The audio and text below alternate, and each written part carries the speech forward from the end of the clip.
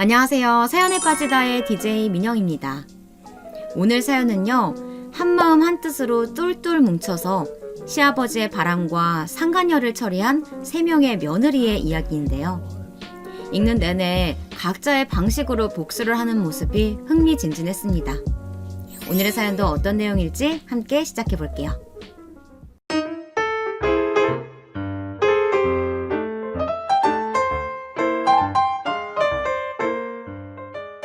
안녕하세요. 저는 아들만 3명인 집의 첫째 며느리입니다.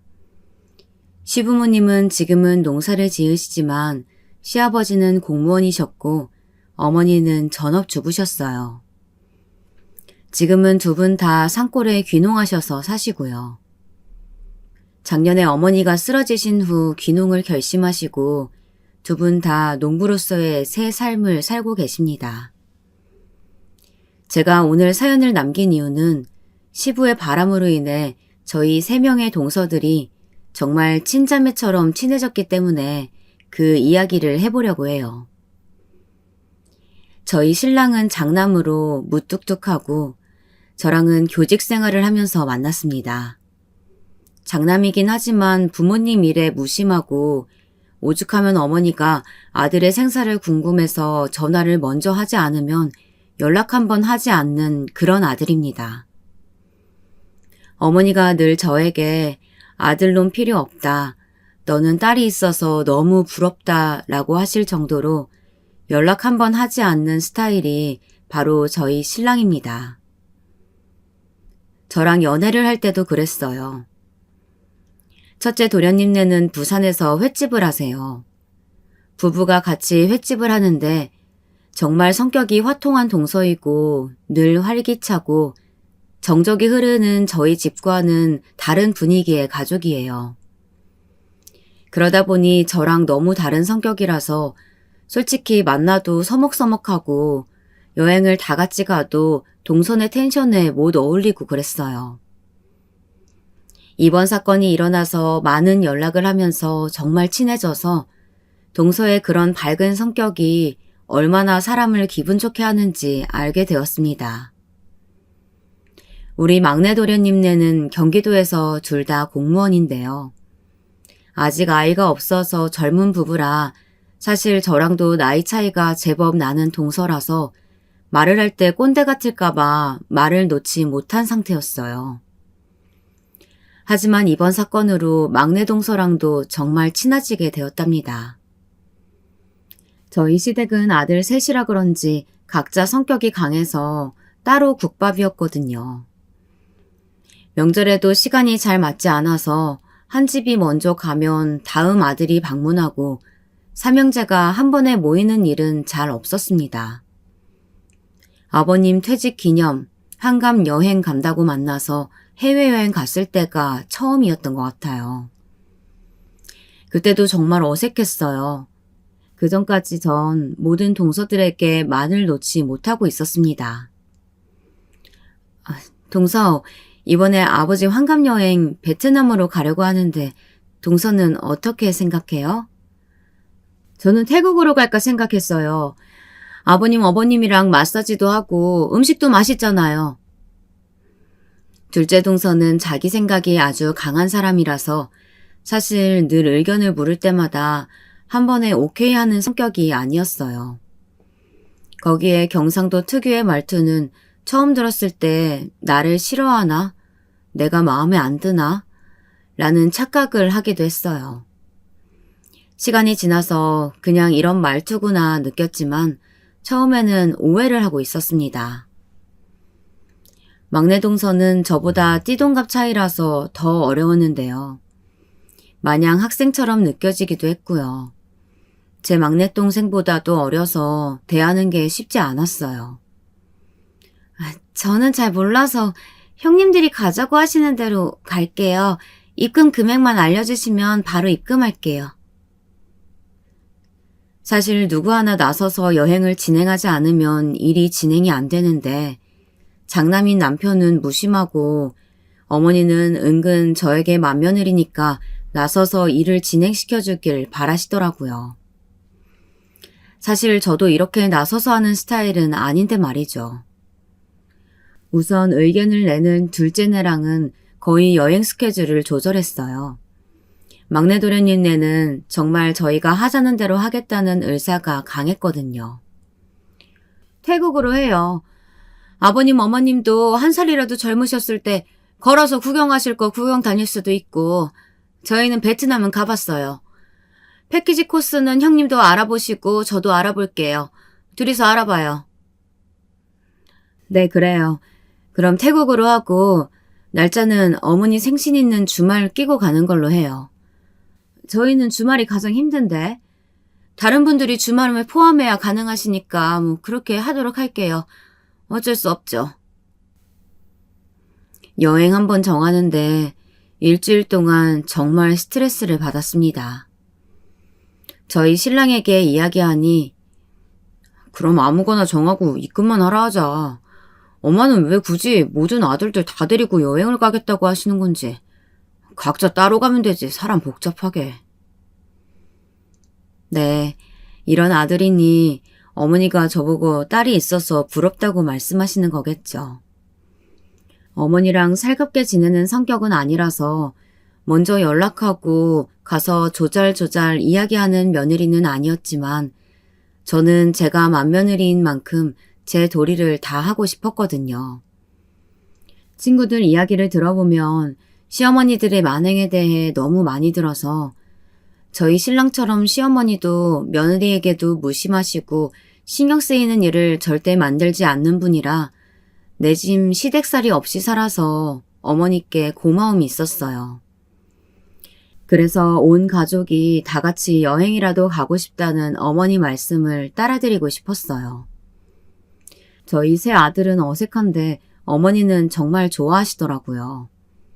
아들들 다 같이 모여서 가족 사진 찍은 걸 큰 액자로 만들 만큼요. 사실 이때까지도 며느리들끼리도 친하지 않았고 아들 셋은 성격이 다 다르다 보니 어색해 하더라고요. 그랬던 우리가 이번 사건으로 정말 친해졌습니다. 가족 같아졌다고 할까요? 어떤 사건인지 이제 이야기해 볼게요. 여행을 다녀와서 저희 시아버지는 퇴직을 하셨고 등산 동호회에 가입하셨어요. 그때부터 시아버지는 주말마다 나간다고 하셨어요. 그 당시 주말에 저희가 아이들을 데리고 시댁에 놀러 가면 늘 안 계셨습니다. 엄마, 아버지는 오늘도 등산 가신 거야? 갑자기 산신령이라도 되신 거야? 평생 산이라곤 동네 뒷산도 안 가시던 분이 매주 가시네. 그러게.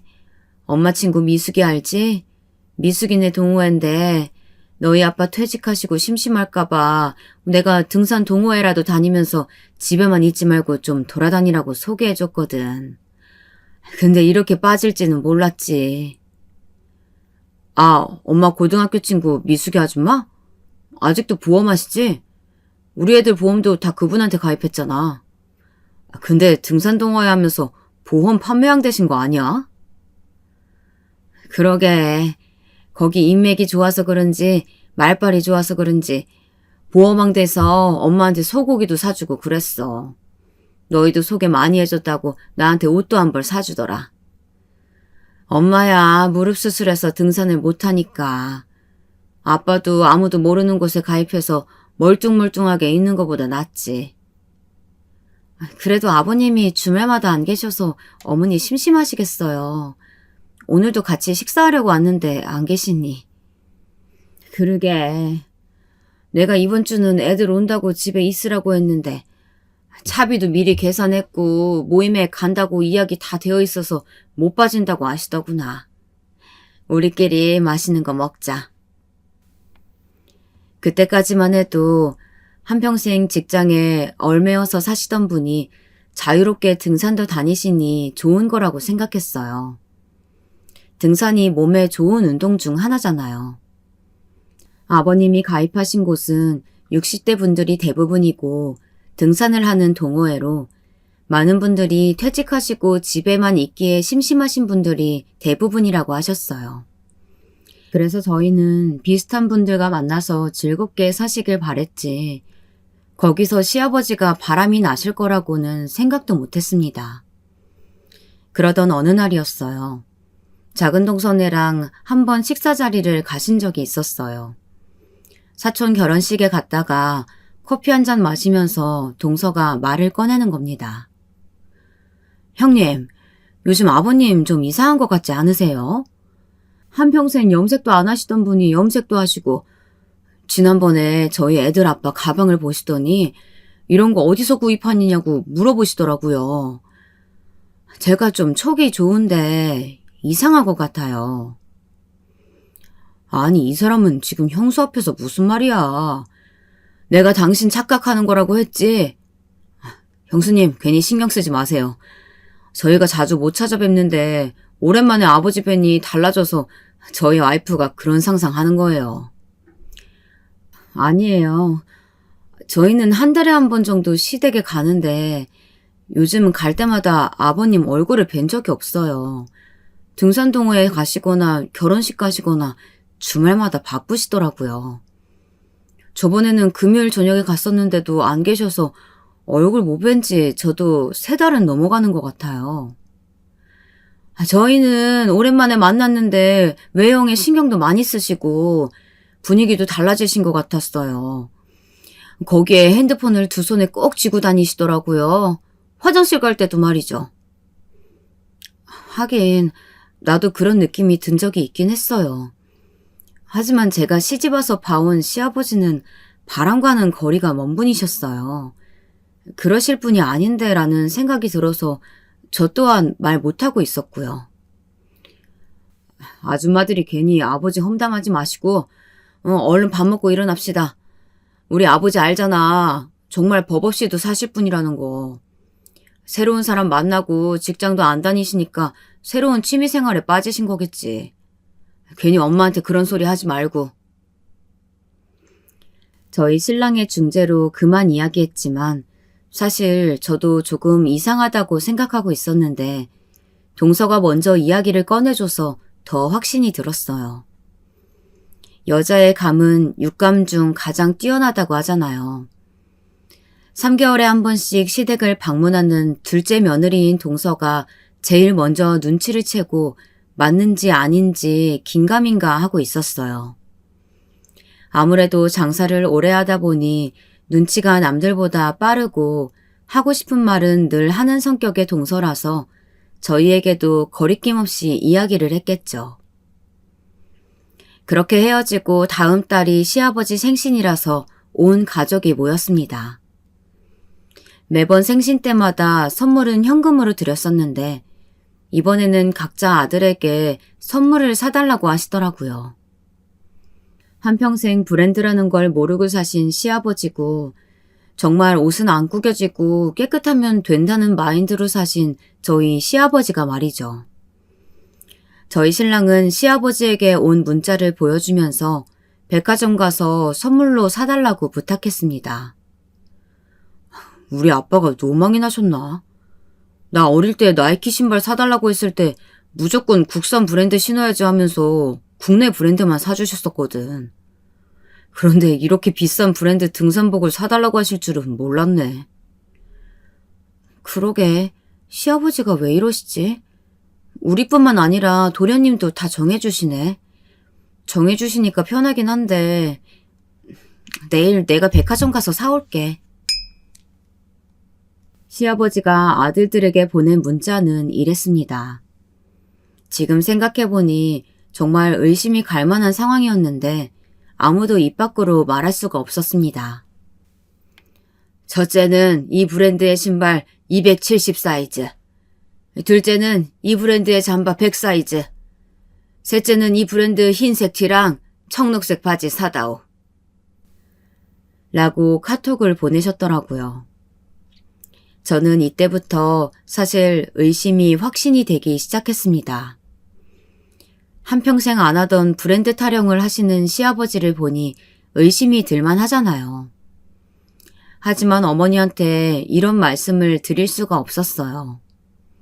정확한 증거가 없는데 느낌만으로 말씀드릴 수가 없었죠. 며느리 입장에선. 그 주 주말 시댁에 다 같이 모였습니다.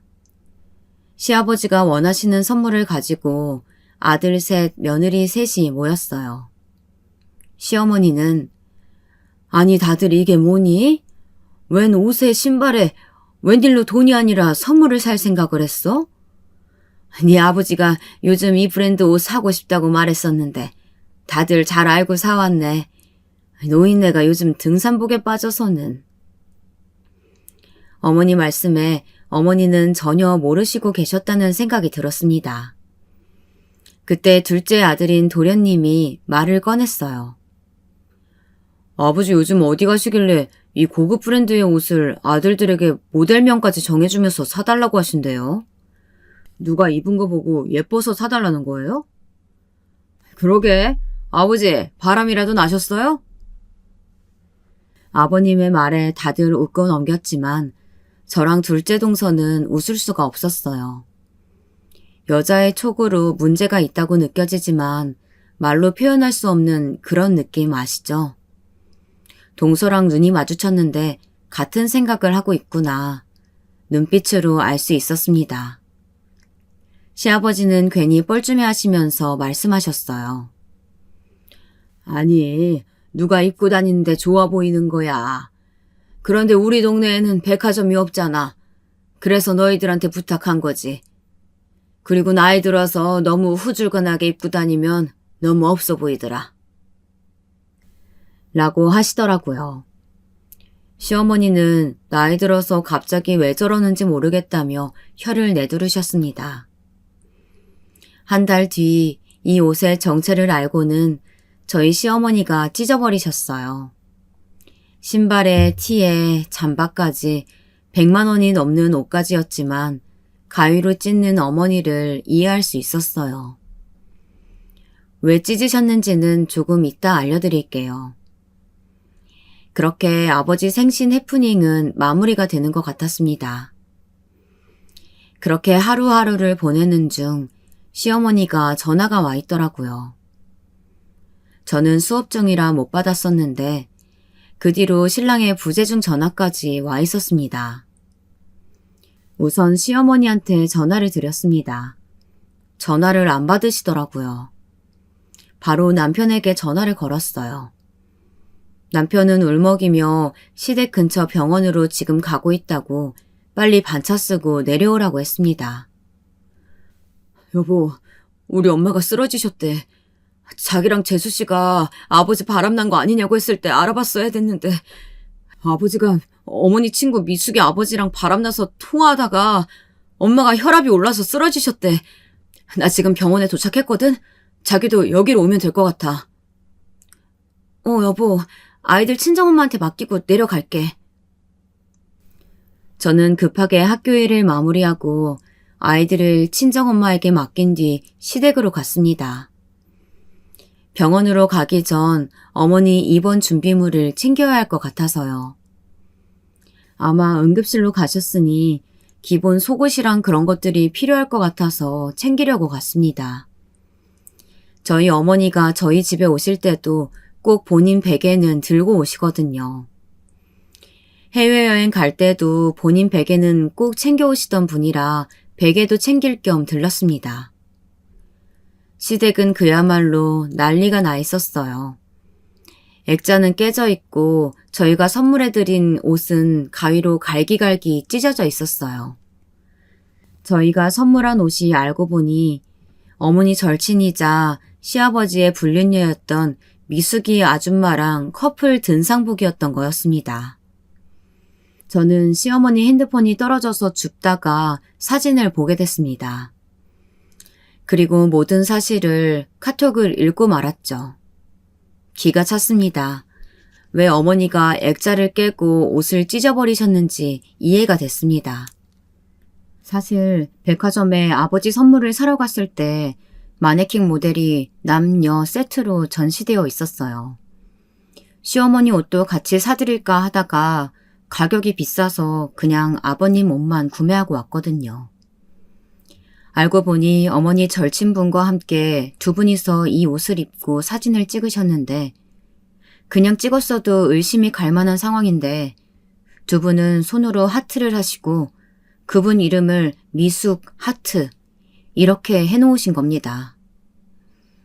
평소 핸드폰이 울려도 관심을 안 가지시던 시아버지가 요즘 따라 샤워할 때도 핸드폰을 들고 들어가서 연락 올 때도 없는데 늘 손에 핸드폰을 쥐고 다녀서 약간 의심하던 차에 새벽 2시에 보고 싶다고 카톡이 왔고 어머니가 시아버지에게 화를 내시다가 그분이랑 통화하고 쓰러지신 거였습니다. 마지막 통화 기록이 그분 이름이었거든요. 어머니랑 그분의 카톡 대화를 보니 기가 찼습니다. 아니, 너 어떻게 우리 신랑이랑 그렇게 할 수가 있어? 내가 널 믿고 너희 동호회 이상한 곳 아니라서 그래서 믿고 보낸 건데 어떻게 나를 배신할 수가 있어?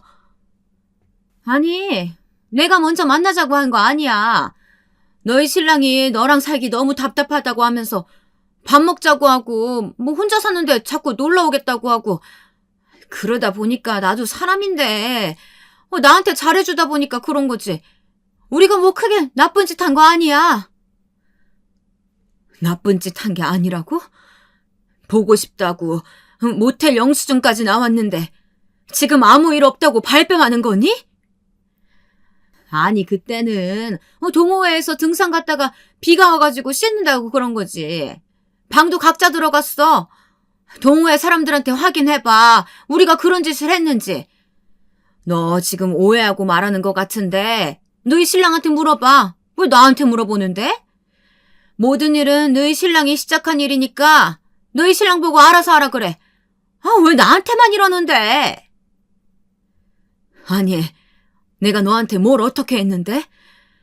보험한다고 해서 일도 다 도와주고 아는 사람들 연결해준 것만도 20건이 넘어. 너 혼자 되고 힘들어할 때마다 내가 도와주고 했는데 그 은혜를 이렇게 갚아? 네가 그러고도 인간이니? 사람이야? 그러니까 왜 나한테만 이러냐고. 내가 먼저 너희 신랑 꼬셨니? 너희 신랑이 자꾸 나 찾아오고 만나달라고 하고 등산복도 내가 사고 나니까 세트로 사서 입고는 사람인데 왜 자꾸 나만 못된 년 만드냐고. 너 신랑 관리나 잘해. 평소 너희 부부가 말 한마디 안 하고 산다면서. 그러니까 남편이 바람이 나지. 아니, 네가 어떻게 나한테 그렇게 말을 할 수가 있어? 너는 내 친구였잖아. 너한테 내가 그런 사람이었어? 우리가 친구이긴 한 거였니? 그분이랑 나눈 카톡 대화만 봐도 화가 나는데 실제로 들으신 어머니는 얼마나 화가 나셨을지, 마지막 통화 내용이 어땠을지 상상이 갔습니다. 글을 읽는 내내 손이 떨렸습니다. 저는 이 모든 카톡 내용을 캡처해서 제 폰으로 보냈습니다. 평소 고혈압이라 혈압약을 드셨는데 혈압이 한순간에 너무 올라서 응급실을 가게 되셨겠죠. 아마 그분이랑 통화하고 열이 받은 상태인데 너무 몸이 좋지 않자 아들이랑 며느리에게 전화하고 바로 쓰러지신 것 같았어요. 저는 어머니 베개와 함께 영수증 사진 등 모든 걸 다 챙겨놨습니다. 그리고 병원 흡연실에서 담배를 피우고 있는 신랑을 만났습니다. 솔직히 자기가 아버님 요즘 수상하다고 했을 때 설마 했어. 우리 아빠가 술도 안 드시고 담배도 안 하시고 정말 FM 스타일이시잖아. 그래서 불륜 이런 거 하실 거라고는 생각도 못했어. 그랬는데 우리 엄마 어떡하냐. 우선 어머니 잘 일어나실 거고 의사도 넘어질 때 머리 부분에 큰 충격이 간 건 아니라고 하셨잖아. 아마 스트레스로 혈압이 올라서 쓰러지신 거니까 조금만 기다려보자. 어머니 강한 분이셔서 이렇게 무너지지 않을 거야. 그리고 자기는 알고 있어야 할 것 같아서 말하는데 어머니 그분이랑 이야기하다가 쓰러지신 거고 이 사진들 좀 봐봐. 내가 내 입으로 말하기가 좀 그렇네. 저는 신랑에게 제가 본 카톡 내용이랑 영수증 등을 보여줬습니다. 신랑은 한숨을 쉬고 눈물을 뚝뚝 흘리더라고요. 결혼하고 처음으로 눈물을 보이더라고요. 남편의 눈물을 보니 저도 마음이 아팠습니다. 늘 무표정인 신랑. 말도 별로 없고 자기 감정을 표현을 잘 하지 않는 신랑인데 이렇게 얼굴이 온 감정이 다 드러나는 걸 보니 이 사람 정말 상처받았다는 생각이 들었어요. 며느리인 저도 깜짝 놀랄 일이었는데 아들은 오죽할까라는 생각이 들었습니다. 그런데 동서가 전화가 오더라고요. 결혼 생활 내내 한 번도 먼저 전화한 적이 없던 동서인데 동서네도 무슨 일이 있나 싶어서 급하게 전화를 받았어요. 동서, 무슨 일이야? 지금 우리 병원에 와 있어. 형님, 아주버님이 주신 카톡 보고 우리 집 난리 났어요. 신랑이 지금 그 여자 집에 찾아간다고 난리예요. 아주버님은 어떠세요? 지금 저희 어머니 병원으로 올라가려고 준비 중이에요. 가게를 갑자기 비워야 해서 1시간 정도 뒤에 출발할게요. 가서 우리 얘기해요. 우리 집도 지금 난리야. 나 우리 신랑 우는 거 처음 봤어요. 아버님은 어디 가셨는지 보이지 않고요. 지금 응급실에서 사진이랑 다 찍었고 일반 병실로 갈 것 같아요.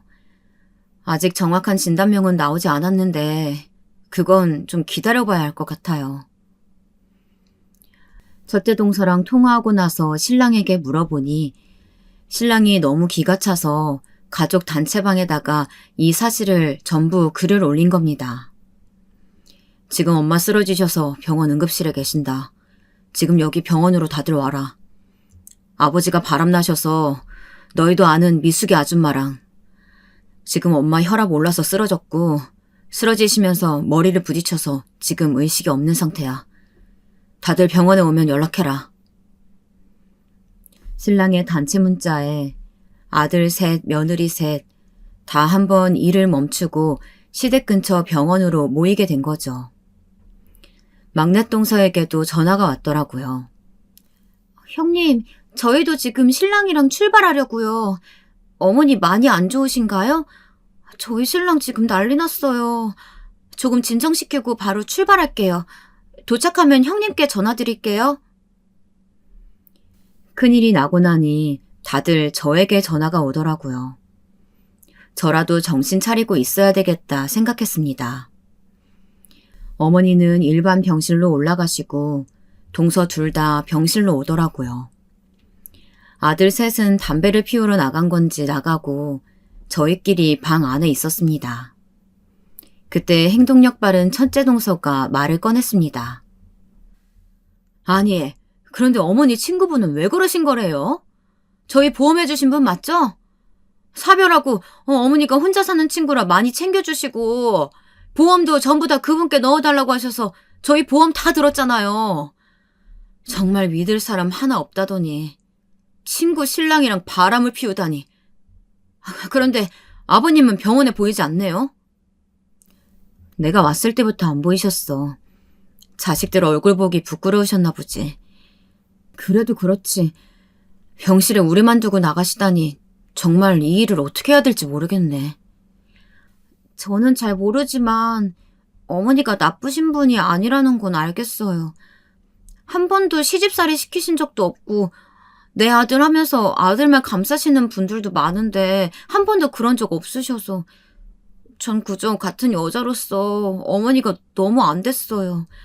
남편 바람도 정말 상처인데 가장 친하다고 생각한 친구마저 잃어버린 거잖아요. 그 믿음에 배신당한 건데. 나도 그렇게 생각해. 어머니가 지금 계속 주무시는 것도 안 일어나고 싶으신 게 아닐까 싶어. 현실을 마주할 자신이 없는 거지. 나라도 그럴 것 같아서 이해가 가네. 근데 그 불륜 아줌마 이대로 두실 거예요? 생각할수록 너무 열받네요. 아니 친구 남편이랑 그런 짓을 할 수가 있죠? 저 번호도 아는데 전화 한번 해봐야겠어요. 뭐하러 전화까지 해. 우리가 나서면 어머니 면이 더 안 서지 않을까? 아니요. 제가 정말 화가 나서 그래요. 어떻게 인간으로서 그런 짓을 할 수가 있는지. 저희 가게 지난달에 보험 새로 가입했을 때 얼마나 어머니를 생각하는지 그 모습이 다 가식이었단 거잖아요. 어머니한테 잘해라. 너희 어머니 정말 좋으신 분이다 하면서 이야기했는데 정말 가증스러워요. 행동력이 빠르고 추진력이 좋은 동서는 그렇게 시아버지의 불륜녀이자 어머니의 친구분이자 저희 온 가족의 보험 설계사인 그분께 전화를 걸었습니다. 솔직히 일이 어떻게 되었는지 궁금하기도 했습니다. 네, 여보세요? 어머, 전화를 받으시네요? 전 부끄러워서 전화도 못 받으실 줄 알았는데? 저희 어머니 지금 병원에 쓰러져서 오셨어요. 알고 계세요? 아니, 어머니한테 잘하라고 하더니 뒤에서 그런 짓이나 하고 안 부끄러우세요? 그건 며느리분이 할 얘기는 아닌 것 같네요. 그리고 저한테 뭐라고 하지 마시고 그쪽 아버님이랑 이야기하세요. 왜 저희 이야기를 며느리들한테까지 한 건지 부끄러운 줄 알아야지. 부부 사이가 안 좋아서 일이 이렇게 된 걸 왜 저한테 뭐라고 하는지 모르겠네요. 아니, 지금 말 다 했어요? 지금 죄송하다, 어머니는 괜찮으신지 그걸 먼저 물어봐야 하는 거 아닌가요? 당신 정말 어머니 친구 맞아요? 아니, 나 혼자 잘못한 거야? 당신 시아버지가 먼저 시작한 거고 난 어쩔 수 없이 일이 이렇게 된 건데 왜 당신 어머니도 그렇고 나한테만 뭐라고 그래? 그리고 며느리는 남 아닌가? 이번 일 어른들 일이니까 나서지 마세요. 아니, 당신 이런 사람이었어? 우리 시어머니한테도 이렇게 말했나요? 당신 정말 시어머니를 친구로 생각한 건 맞아요? 진짜 사람 못됐네요. 그렇게 전화를 끊더라고요. 옆에서 듣고 있는데 너무나 화가 났습니다. 같은 여자로서도 화가 났지만 저렇게 자기밖에 모르는 사람에게 시어머니는 반찬도 해주시고 저희 아이 보험도 다 저분께 무조건 넣어달라고 부탁까지 하셨습니다. 혼자서 아들 키운다고 고생한 친구라면서요. 그런데 그 친구라는 사람은 어머니가 쓰러졌는데도 일말의 미안함도 없는 것 같더라고요. 아니, 뭐 저런 사람이 다 있어? 지금 우리한테 남이니까 신경 끄라고 한 거죠? 와, 저 정말 화나는데요? 사실 제가 시집 온 지 1년밖에 안 돼서 뭐 시어머니랑 끈끈한 정이 있는 건 아니지만 그래도 이건 아니죠. 그래도 우리 신랑 어머니고 제 가족인데 저 너무 화나요. 형님, 우리 이대로 두면 안 될 것 같아요. 우선 보험회사에 연락해서 보험 철회부터 알아봅시다. 저런 사람 밑에 돈 들어가는 거 정말 싫어요. 저희 집뿐만 아니라 지금 모든 가족들 보험 다 저 아줌마 이름으로 가입했잖아요. 정말 사인 받으러 올 때는 그렇게 어머니 칭찬하면서 좋은 친구라고 하더니 이제 와서 자기는 아무 잘못 없다는 식으로 말하는 거 보니까 가만히 있으면 안 될 것 같아요.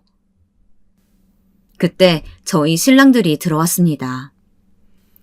시아버지는 며느리 얼굴 보기 민망하다고 시댁에 계신다고 하더라고요. 아들들이 화를 내고 난리를 피우니 자리를 피하신 거겠죠.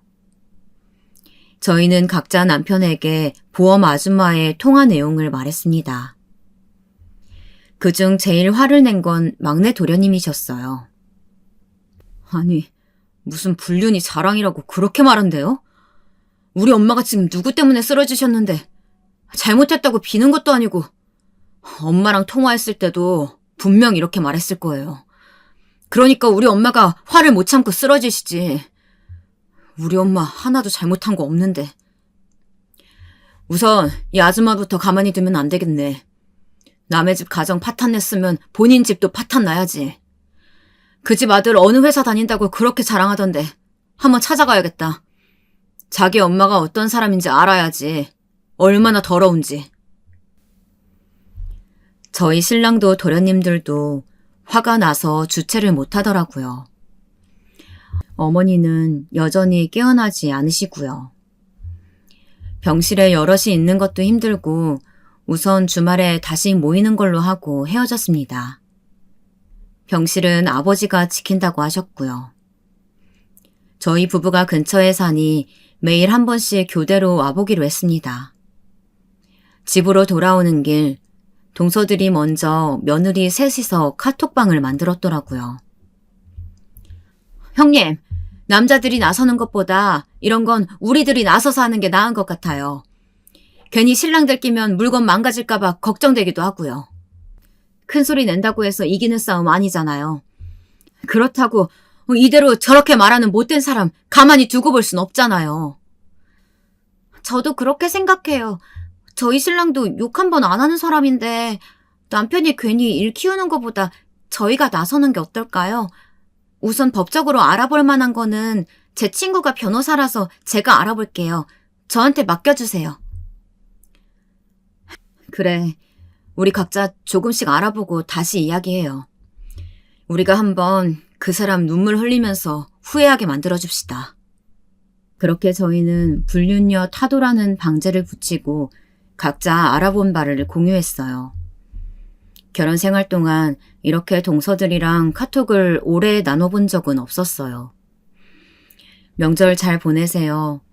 새해 복 많이 받으세요 등 간단한 안부 인사만 나누던 사이였는데 이번 일로 정말 가까워졌습니다. 주말에 어머니 병실에서 만나 이야기를 나누었어요.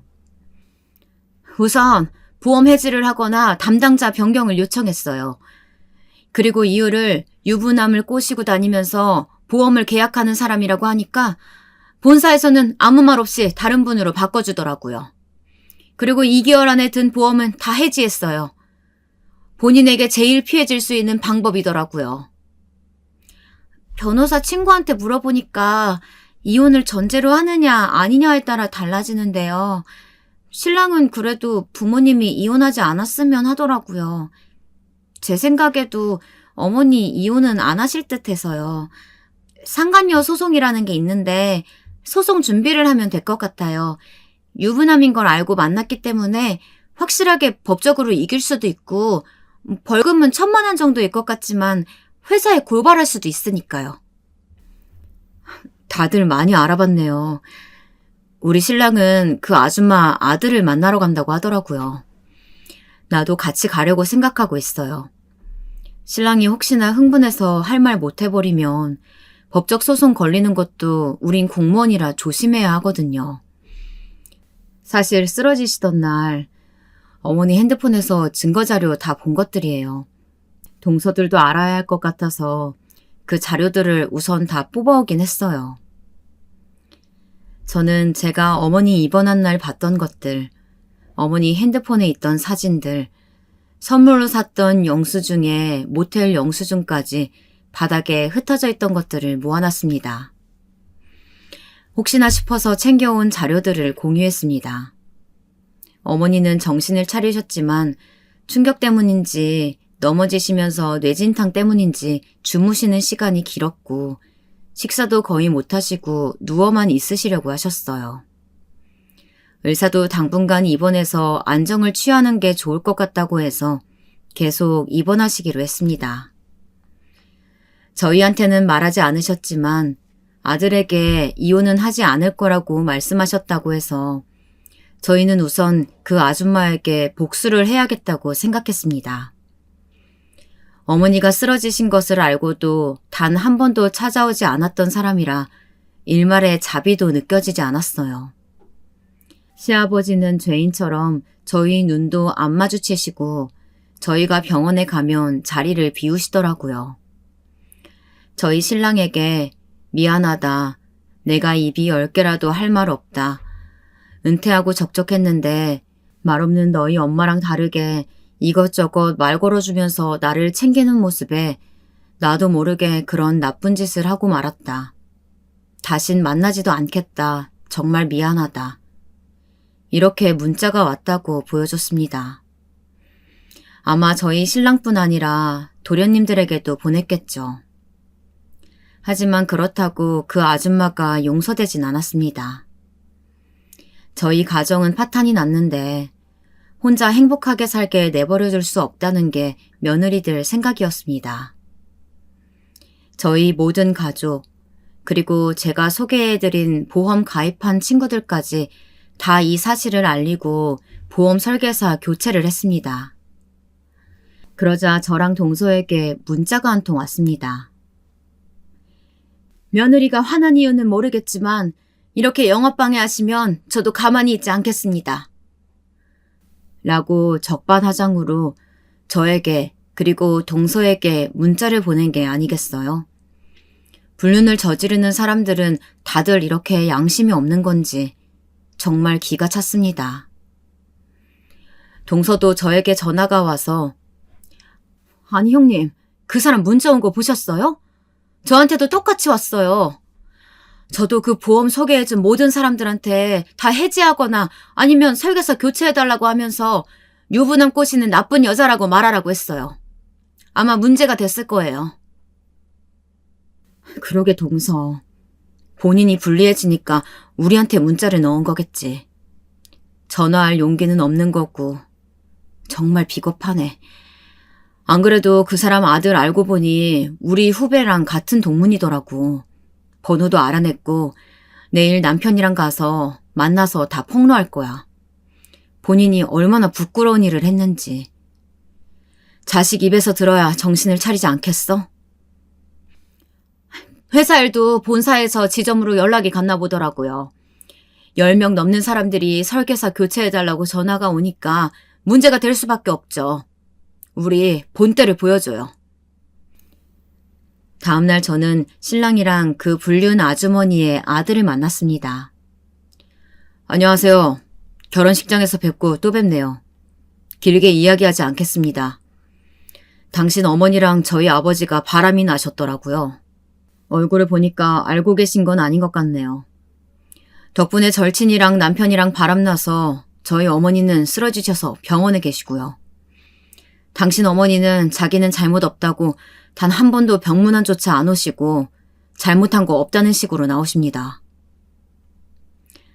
아들은 너무 놀라서 눈이 흔들리더라고요. 손을 떨면서 모든 자료를 보더니 네? 저희 엄마가요? 그저 친한 분이라고만 해서 그런 줄 알았습니다. 저도 형님네 결혼식장에도 갈 정도로 두 분이 친한 친구이신 거 알고 있었고요. 저희 엄마랑 그런 사이일 줄은 생각도 못했습니다.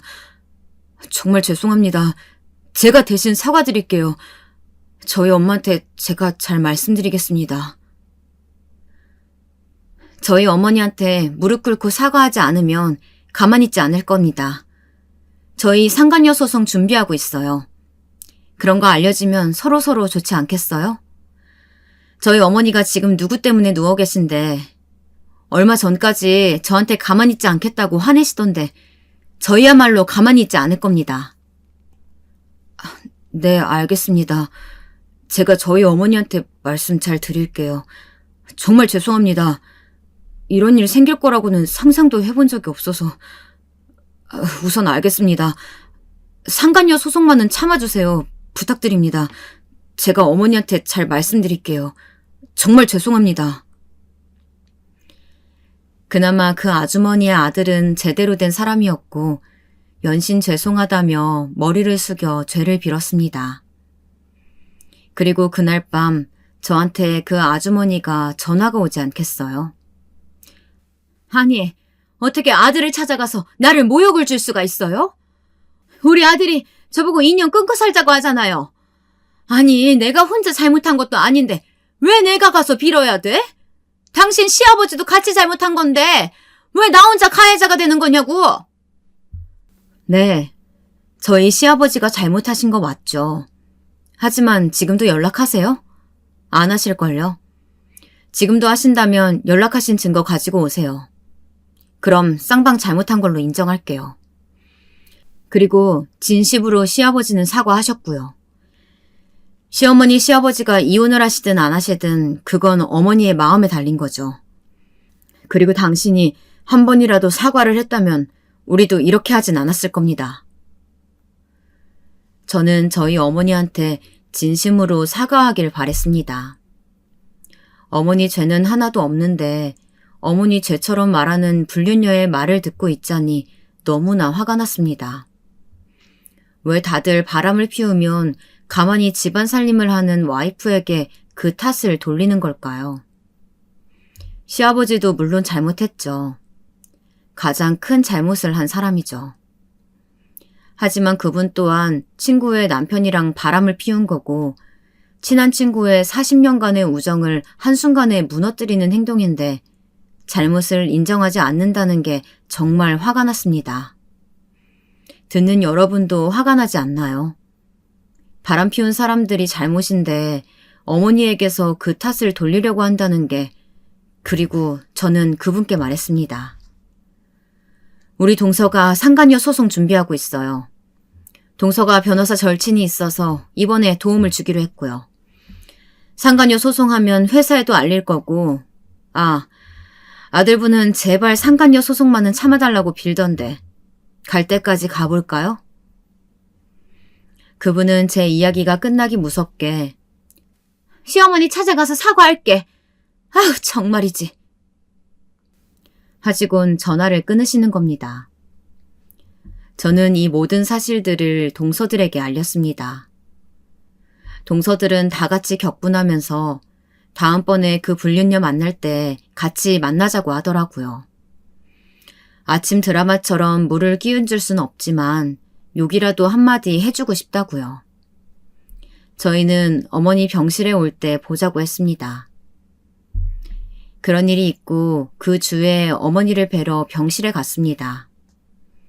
동서들도 다 같이 어머니 병원 앞에서 만나서 같이 들어갔어요. 어머니는 저희를 보자마자 너무 부끄럽고 창피하지만 이렇게 내 편이 되어주는 며느리가 있어서 고맙다고 우시는 게 아니겠어요? 그때 저와 동서 둘도 같이 울었어요. 그 순간 우리가 가족이구나 라는 생각이 들었습니다. 사실 며느리끼리도 남 같은 존재였거든요. 서로 먼저 연락하는 일 없이 정말 안부 인사만 하는 사이였습니다. 하지만 이번 일로 인해 서로 감기 걸렸으면 서로 걱정해주고 마시는 건 공유하고 정말 가족 같은 사이가 되었습니다. 그리고 아들 셋도 저희처럼 좀 더 가까워진 것 같더라고요. 저희가 있을 때 그 아줌마가 찾아왔습니다. 과일 바구니를 들고 오다가 저희를 보다가 흠칫하시긴 했지만요. 내가 미안해. 너한테 먼저 사과를 했어야 하는데 내 죄를 인정하기 싫었어. 괜히 너 핑계댄 것도 미안해. 솔직히 내가 먼저 그런 거 아니고 이런 말 하기 싫었지만 네가 부러웠어. 그래서 그랬나 봐. 미안하다. 다신 내 얼굴 안 보고 싶겠지만 잘 지냈으면 좋겠다. 너희 며느리들이 나한테 한 짓 다 들었지? 너 며느리 복 있나 보다. 매번 아들밖에 없어서 외롭다고 하더니 이렇게 네 편인 며느리가 있어서 좋겠네. 너희 며느리들 때문에 난 내 아들이랑 인연도 끊어지게 생겼는데. 아무튼 미안하다. 어서 쾌차하길 바래. 지금 그게 사과하시는 거예요? 정말 상간녀 소송 가야겠어요? 똑바로 사과하세요. 내가 지금 당신들 때문에 회사도 잘리고 아들이랑도 2년 끝내만에 하고 있는데 내가 좋은 말이 나올 것 같아요? 내 목숨줄 다 끊어놓고는 지금 미안하다. 정말 미안하다. 내가 다 잘못했으니까 내 일도 다시 하게 해줄래? 아니면 내 아들한테 없던 일이라고 해줄래? 이러면서 빌어야 하는 거냐고. 정말 나도 잘못한 거 아니까 이제 그만해요. 일도 잘리고 아들한테 비난도 받았으면 나도 내가 가진 거 모든 걸 잃었으니까. 내가 다 잘못했다고. 다일은 나한테 뭘 더 원하는 거야? 그렇게 어머니의 친구이자 시아버지의 불륜 상대였던 분은 울면서 나가셨습니다. 동서 말로는 회사에 전화를 해서 상간녀 소송 진행 중이라고 알리고 막내 동서는 보험 물어보는 카페에 글을 올리기도 해서 일이 제법 커졌나 보더라고요. 거기에 소송장까지 준비한 막내 동서가 사진까지 찍어서 그 여자에게 보내니 더 이상 일이 커지길 바라지 않아서 저희를 찾아온 거겠죠. 모든 걸 잃은 그분을 보니 속이 시원했습니다. 일을 모르셨던 어머니는 저희에게 이게 무슨 일이냐고 물으셨어요. 아니, 얘들아, 이게 무슨 일이냐? 일주일 사이에 무슨 일이 있던 거야? 저 사람이 이렇게 쉽게 자기 죄를 잘못했다고 할 사람이 아닌데, 나랑 마지막에 통화할 때도 저런 말을 하는 사람이 아니었어. 어머니, 동서들이랑 다 같이 해서 저분한테 복수하기로 마음먹고 일을 진행했어요. 우선 저희 가족, 제가 소개해준 분들, 그리고 동선의 가족, 가게, 소개해준 사람 이렇게 하다 보니 30명이라는 사람이 되더라고요. 전부 회사에 전화해서 보험 해지하거나 아니면 설계사 교체해달라고 했고요. 그 이유로는 상간녀 보험 설계사랑 일하기 싫다고 했어요. 적어도 1년 안에 가입했던 모든 보험은 다 해지했고요. 그리고 그분이 지역 카페에서 보험 설계사로 일하시던데 그 카페에 올렸어요. 익명방이긴 하지만요. 결국 입소문이 나더라고요. 거기에 회사 지점장에게 상간녀 소송장을 보냈어요. 그래서 당분간 일도 못 하실 거예요. 그게 저희의 1차 복수였어요. 저희 남편들 어머니 쓰러지시고 가슴 아파서 울기도 하고 막내 또련님은 안 피던 담배도 피우시고 저희만 이렇게 상처받으면 안 되잖아요. 그래서 그 집 아들 찾아가서 모든 증거 자료 내밀었어요. 다행히 그 사람은 정상적인 사람이라 잘못했다고 미안하다고 저랑 신랑한테 사과를 하더라고요. 어머니, 저런 나쁜 사람은 벌 받아야 돼요. 처음에 저희한테 잘못했다, 어머니한테 용서 빌겠다 이렇게 했으면 저희도 이렇게까지는 안 했을 거예요. 근데 다 어머니 탓, 시아버지 탓만 하고 본인은 아무 잘못도 없다고 하는 거예요. 그게 너무 열받잖아요. 무릎 꿇고 울면서 빌었으면 이렇게까지는 안 했을 텐데. 솔직히 속이 시원하네요. 형님들이 정말 고생 많으셨어요. 저는 친구랑 상간녀 소송 준비하면서 증거자료 법정 소송 종이만 만들었어요. 어머니 지금이라도 상간녀 소송하고 싶으시면 말씀하세요. 제가 도와드릴게요. 큰형님이 증거자료 다 모아주셔서 저희 법적으로 소송하면 1,000만 원 정도는 벌금 받을 수 있을 거예요. 어머니가 하고 싶은 대로 하세요. 저흰 다 괜찮아요. 어머니는 펑펑 우시더라고요. 아무도 내 편이 없는 것 같아서 쓰러지는 순간에 내가 인생을 헛살았구나. 나는 이렇게 외로운 사람이구나. 남편도 내 편이 아니고 아들들은 남처럼 무뚝뚝하기만 하니 나는 정말 아무것도 남지 않았구나. 라는 생각이 드셨다고 하시면서 1시간 동안 우셨어요. 그런 어머니를 보니 다들 눈물이 났습니다. 어머니에게 조금 더 먼저 다가가서 먼저 전화 한 통하는 며느리가 되어야겠다 생각이 들었어요. 그리고 동서들에게도 먼저 살갑게 다가가는 형님이 되어야겠다 생각했습니다. 이번 사건으로 인해 시아버지는 모든 재산을 어머니 명의로 바꾸셨고요. 그리고 본인 카드는 다 없애시고 어머니 카드만 사용하시고 모든 동호회 활동은 안 하시기로 했습니다. 대신 어머니 고향에 집을 짓고 농사일을 배우실 거라고 하셨습니다. 빈집이 있어서 바로 계약하시고 시아버지는 핸드폰 번호까지 바꾸시더라고요. 다시는 이런 일 하지 않겠다고 하시면서 시어머니에게 계속 용서를 비셨습니다. 그리고 저희에게도 가족방에 긴 카톡을 보내셨어요. 아들, 며느리, 내가 너무 큰 잘못을 저질러서 미안하다. 엄마가 퇴원하면 다음 달에 바로 엄마 고향으로 내려갈련다. 집은 알아봤고 가서 텃밭이나 일구면서 살련다. 괜히 이런 일로 마음 쓰이게 해서 미안하다. 용서해다오. 다시는 이런 실수에서 너희 마음 상하게 하지 않겠다. 정말 미안하다. 시아버지의 마음이 느껴지는 카톡을 보니 이제 다 해결이 되었구나 생각이 들었습니다. 그 사건 이후 아버지는 어머니한테 정말 잘하셨어요. 원래 무뚝뚝하시고 전형적인 60년대 아버지 스타일이셨거든요. 하지만 지금은 어머니가 하자는 대로 다 하시고 혹시나 어머니가 약 챙겨 드시는 걸 까먹으면 약도 다 챙겨다 주시더라고요. 처음에는 시아버지가 미워서 쳐다보지도 않았던 어머니는 점점 마음이 풀리시는 것 같았어요. 물론 완전히 용서하시려면 몇 년이라는 시간이 걸리겠죠. 하지만 두 분은 어머니가 원하시는 대로 어머니 고향으로 내려가서 사시게 되었습니다. 사실 시아버지는 시골에 들어가서 살길 바라지 않으셔서 늘 반대하셨었거든요. 하지만 이 일을 계기로 어머니가 원하시는 대로 어머니 고향에서 자리 잡고 사시게 되었습니다. 어머니도 저희 며느리 셋한테 문자를 보내셨어요. 내가 며느리를 참 잘 두었다 생각한다. 한평생 외롭다고 느낀 인생이었는데 너희 셋이 있어서 마음이 이제 외롭지 않구나. 너희들 덕분에 가슴속에 응어리를 풀고 가는 느낌이야.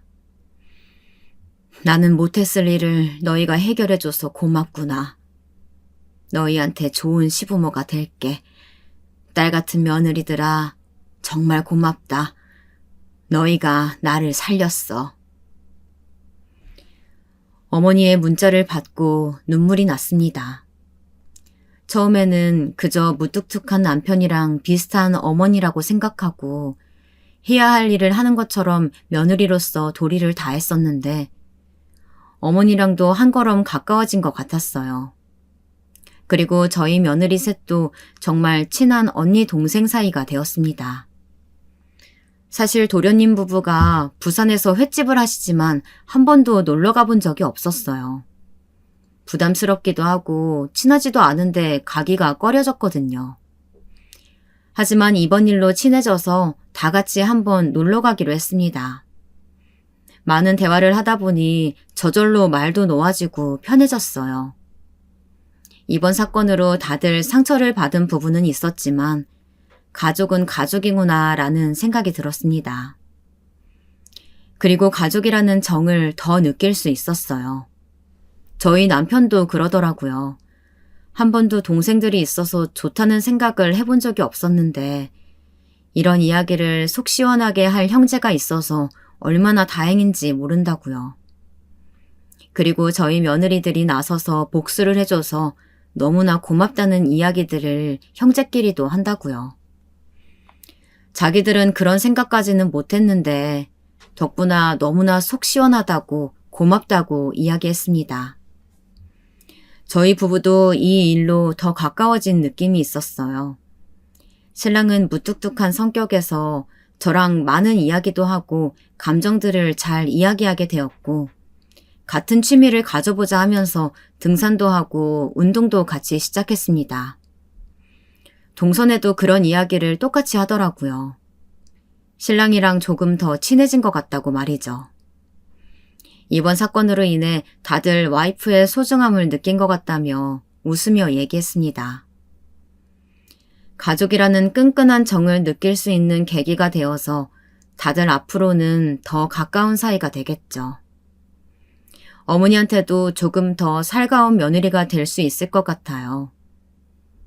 불륜의 끝은 모든 인연이 끝난다는 걸, 이걸 듣는 분들은 꼭 기억하셨으면 좋겠습니다. 그리고 본인의 잘못은 잘못했다고 인정할 줄 아는 사람이 되었으면 좋겠습니다. 적어도 남의 눈에 눈물 나게 하면 내 눈에 피눈물 난다는 말이 사실이라는 걸 다들 아셨으면 좋겠어요. 저의 긴 사연 읽어주셔서 감사하고요. 다들 행복한 하루 보내세요.